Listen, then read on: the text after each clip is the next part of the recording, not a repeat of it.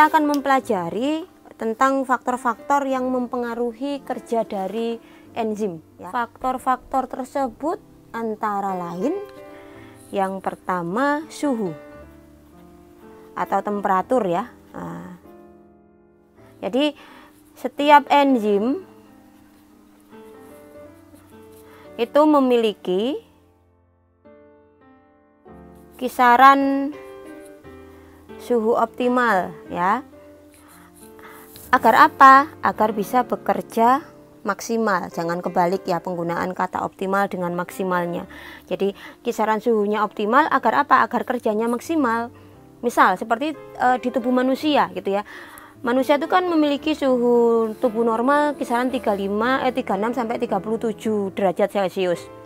Maka enzim-enzim yang ada di dalam tubuh kita pun itu berada pada kisaran suhu optimal sesuai dengan suhu normal tubuh tadi, sehingga enzim-enzim di dalam tubuh kita itu bisa bekerja maksimal dalam mengkatalisis reaksi-reaksi metabolisme di dalam tubuh kita.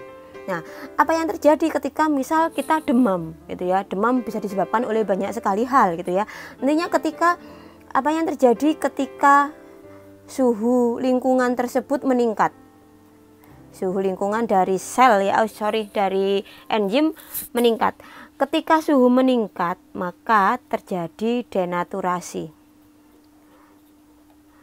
Denaturasi baik pada sisi aktif enzim maupun pada substrat kemungkinan. Tetapi kita berbicara dari sisi aktif enzim ya, berarti denaturasi di sisi aktif enzim.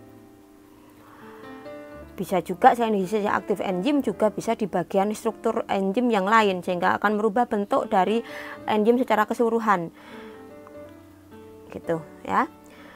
Di sisi aktif enzim akhirnya sisi aktifnya akan berubah. Kalau sudah berubah maka enzim rusak. Suhu kembali normal gitu ya, maka enzim sudah terlanjur rusak. Ikatan-ikatan kimianya sudah terputus, sudah terdenaturasi. Sehingga enzim tidak lagi bisa digunakan, sudah terlanjur rusak.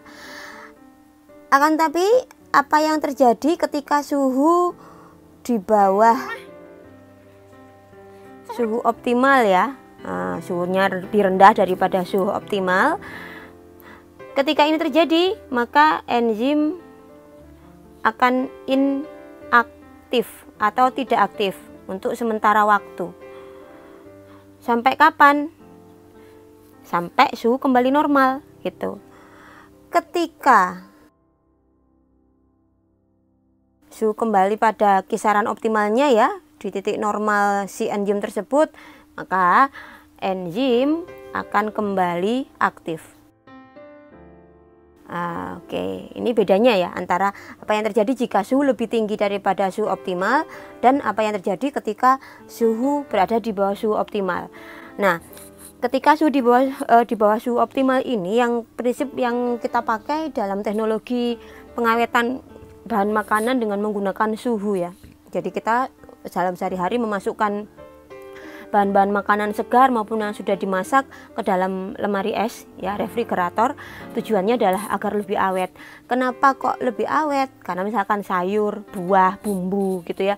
Ya karena memang enzim yang ada di dalam sel-sel jaringannya si sayur, buah dan sebagainya tadi itu berada dalam kondisi inaktif.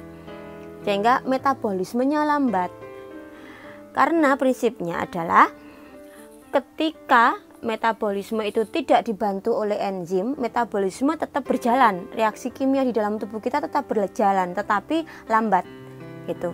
Demikian juga pada semua makhluk hidup yang lain, sayur-sayuran, buah-buahan yang kita masukkan ke dalam lemari es, maka ketika suhunya rendah tersebut, enzimnya menjadi inaktif. Karena enzimnya inaktif, metabolismenya berjalan lebih lambat, sehingga akhirnya dia tidak lekas busuk. Akan tetapi kalau terlalu lama kita simpan di dalam refrigerator, tetap juga sayur atau buah akan keriput, kalau nggak gitu busuk. Demikian juga dengan makanan masakan gitu ya, yang kita masukkan ke dalam kulkas itu. Kenapa kok lebih awet daripada kita biarkan saja di atas meja makan misal, ya karena memang dengan berada di dalam lemari es itu bakteri-bakteri pembusuk, jamur-jamur pembusuk itu enzimnya sedang inaktif, sehingga akhirnya mereka tidak bisa bekerja lebih cepat untuk membusukkan makanan kita. Demikian ya. Sehingga kalau kita mau menyimpan makanan yang masih mentah, misal menyimpan sayur atau buah yang masih mentah dengan harapan biar awet terus beberapa hari dia akan matang sendiri gitu, akan ranum sendiri ya. Kalau itu kita lakukan dalam lemari es ya akan nggak begitu maksimal hasilnya gitu, karena metabolismenya berjalan lambat. Jadi proses pematangan buah atau pematangan beberapa jenis sayur, tomat misalkan, akan berjalan lebih lama. Oke ya, sehingga bisa digambarkan seperti ini kalau dalam bentuk gambar ya. Sumbu X menunjukkan suhu, sumbu Y menunjukkan aktivitas enzim atau kecepatan atau laju aktivitasnya enzim ya. Jadi tadi sudah kita bicarakan tentang suhu optimal. Jadi suhu optimal ada di sini, maka di bawah dan di atasnya suhu optimal menyebabkan aktivitas enzim berkurang. Nah, sedangkan faktor yang kedua yang mempengaruhi enzim adalah pH atau derajat keasaman. Dengan gambar seperti ini ya, hubungan antara pH dengan aktivitas enzim sama seperti suhu sebenarnya. Kalau suhu itu ada keistimewaan, bukan ada keistimewaan ya, tapi ada perbedaan antara suhu di atas titik optimal dan di bawah suhu optimal.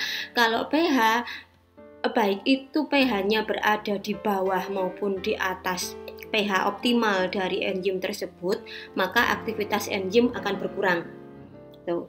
Jadi tidak dibedakan kalau pH-nya rendah bagaimana, kalau pH-nya lebih tinggi bagaimana, tidak. Tapi aktivitas enzim akan berkurang secara keseluruhan ketika pH-nya berada di bawah kisaran optimal maupun di atasnya. Nah, pH yang tidak optimum ini menyebabkan sisi aktif enzim rusak. Kalau sudah rusak, maka substrat tidak bisa melekat. Dengan kata lain, enzim tidak lagi bisa digunakan sebagai katalisator.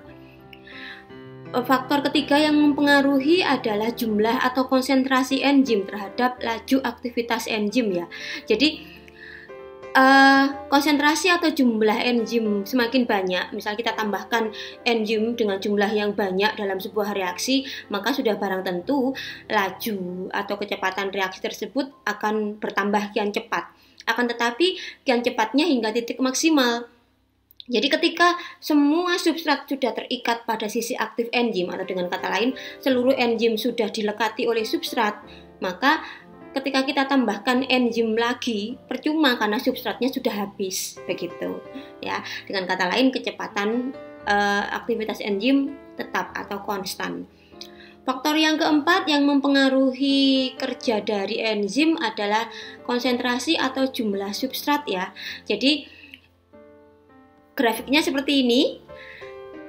Makin tinggi konsentrasi substrat ya, konsentrasi substratnya semakin bertambah, maka di awal makin cepat laju reaksi hingga titik maksimum.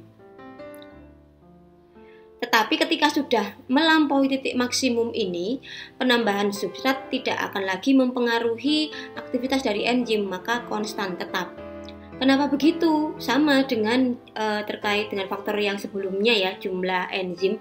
Ketika seluruh enzim itu sudah berikatan dengan substrat yang kita tambahkan di awal, ketika kita tambahkan substrat lagi, ya percuma. Kenapa? Karena tidak ada enzim yang kosong. Seluruh enzim sudah berikatan dengan substrat. Faktor yang terakhir yang mempengaruhi kerja dari enzim adalah inhibitor atau penghambat ya. Grafiknya seperti ini, jadi diingat-ingat ya, bentuk grafik ini yang biasanya keluar dalam ujian gitu, dalam soal-soal. Jadi ciri khas kalau suhu seperti apa, pH seperti apa, lantas jumlah atau konsentrasi enzim seperti apa, jumlah atau konsentrasi substrat seperti apa, dan ini inhibitor.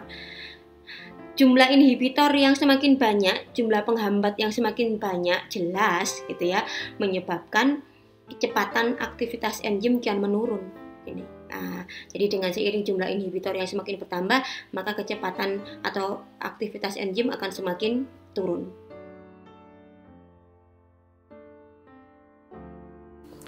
Jadi inhibitor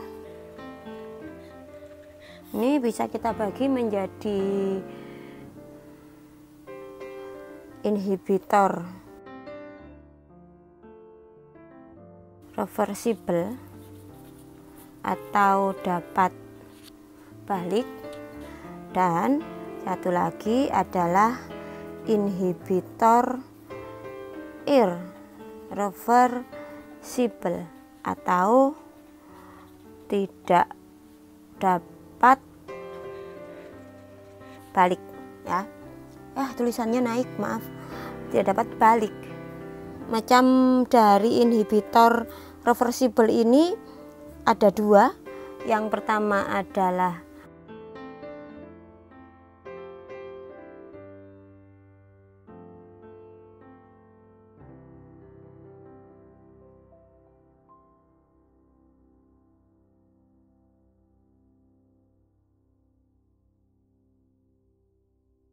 sekarang kita bahas satu persatu. Yang pertama adalah inhibitor reversible dulu, ya.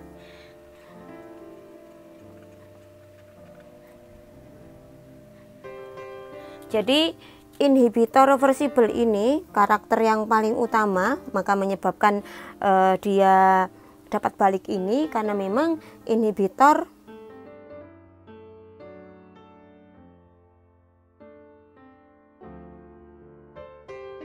tidak berikatan kuat dengan sisi aktifnya enzim. Maka kemudian karena ikatannya tidak kuat, selalu ada kemungkinan ikatan tersebut terlepas, ikatan inhibitor terlepas, sehingga sisi aktif enzim bisa kembali ditempati oleh substrat. Yang reversible pertama adalah reversible kompetitif, ya, atau bersaing. Jelas sesuai dengan namanya. Nih, terjadi persaingan antara substrat dengan inhibitor. Kenapa bisa bersaing? Karena substrat dengan inhibitor memiliki kemiripan struktur, gitu ya. Memiliki kemiripan struktur sehingga akhirnya mereka bersaing untuk menempati apa? Menempati sisi aktif enzim.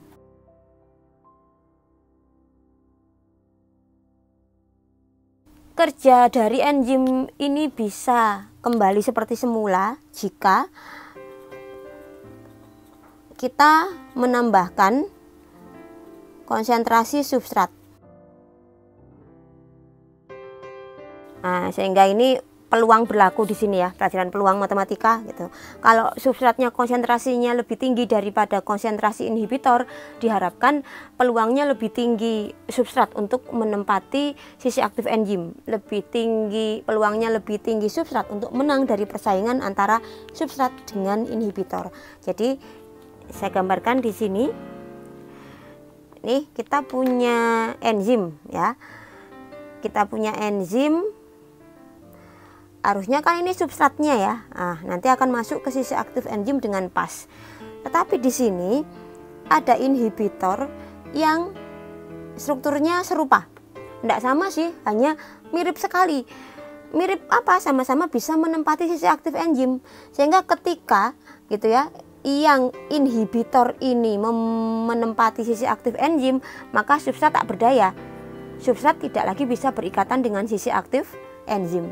Sampai kapan? Sampai dia terlepas, gitu. Sampai si inhibitor ini terlepas karena ikatannya tidak kuat, gitu. Atau untuk memastikan peluangnya lebih besar, kita bisa tambahkan konsentrasi substrat lebih banyak daripada konsentrasi inhibitor. Nih, sehingga akhirnya 1 dibanding 6, gitu ya. Peluangnya kan jelas lebih menang yang 6, yang substrat. Itu, ya. Contoh dari inhibitor kompetitif ini adalah ada inhibitor bernama malonat dan oksalosuksinat. Itu dia bersaing dengan substrat yang bernama suksinat untuk menempati sisi aktif enzim suksinat kinase. Selanjutnya adalah yang poin B, inhibitor non kompetitif. Sesuai dengan namanya gitu ya, maka tidak ada persaingan. Jadi ini nggak perlu dihafal ya, bisa di logika ya. Yang kompetitif ada saingan antara siapa? Substrat sama inhibitor. Bersaing dalam hal apa? Untuk menempati sisi aktifnya enzim. Kalau yang non kompetitif berarti kan tidak ada persaingan antara siapa? Antara substrat ya dengan inhibitor.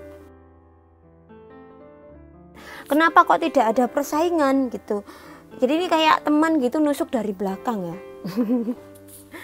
Tuh, jadi saya contohkan nih, saya punya enzim ya, saya punya enzim dan ini adalah substratnya. Harusnya substrat ini masuk dengan pas ke dalam sisi aktifnya enzim ya. Nah, di luar sini ini tuh ada apa namanya, inhibitor. Tetapi inhibitor ini dia tidak bersaing untuk menempati sisi aktif enzim. Dia kayak semacam gengsi gitu ya, terlihat saingan secara sportif. Sorry aja ya gitu. Tapi dia kemudian menusuk dari belakang. Dia akan inhibitor non kompetitif ini akan melekat pada bagian lain dari sisi aktif enzim sehingga menyebabkan sisi aktif enzim berubah. Nih ya, jadi dia ini kan ada lekukan di atas misal ya. Ini dia menancap di sini, nempel. Sehingga akhirnya menekan sisi aktif enzim sedemikian rupa, akhirnya substrat tak berdaya, tidak bisa masuk ke sisi aktif enzim. Tidak bisa membentuk kompleks enzim substrat. Ini ya, jadi inhibitornya menempel pada bagian lain dari sisi aktif enzim. Sehingga menyebabkan perubahan dari sisi aktif enzim. Akibatnya adalah substrat tidak bisa masuk ke dalam sisi aktif enzim. Tuh.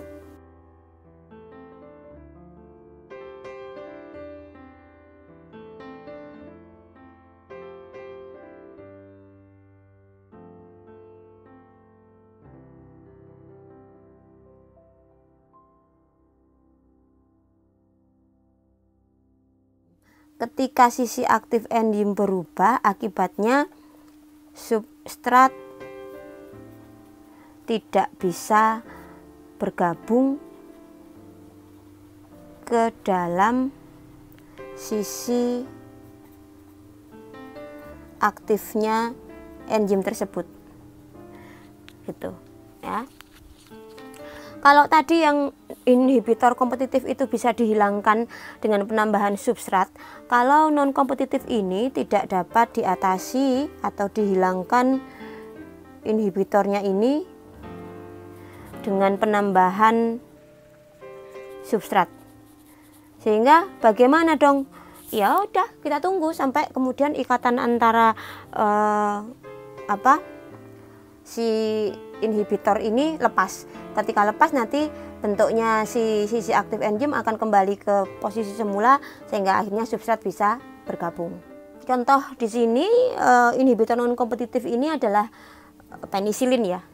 Jadi inhibitor bernama penisilin yang dia berebut dengan substrat yang berada di dalam tubuh bakteri, sehingga akhirnya enzim yang berfungsi untuk membentuk dinding sel bakteri tidak bisa terbentuk. Akibatnya ketika bakteri tersebut melakukan pembelahan sel, maka tidak akan terjadi pembelahan tersebut, akhirnya bakteri tersebut akan mati. Karena itulah salah satu contohnya dari antibiotik penisilin. Lantas selanjutnya adalah inhibitor irreversible ya. Tadi kan inhibitor reversible ada dua macam, kompetitif dan non kompetitif. Sekarang yang kedua adalah yang inhibitor irreversible atau tidak bisa kembali. Jadi sesuai dengan namanya, kenapa tidak bisa balik lagi kerja enzimnya? Karena inhibitor ini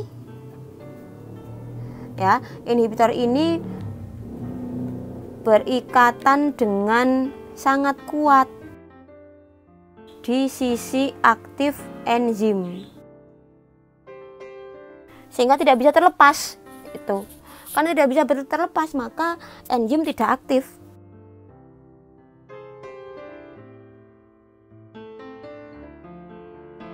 Karena sisi aktifnya tidak bisa ditempeli oleh substrat. Contohnya ya ini ya. Oke, harusnya ini substratnya, tetapi ditempati dengan sangat kuat oleh si inhibitor irreversible.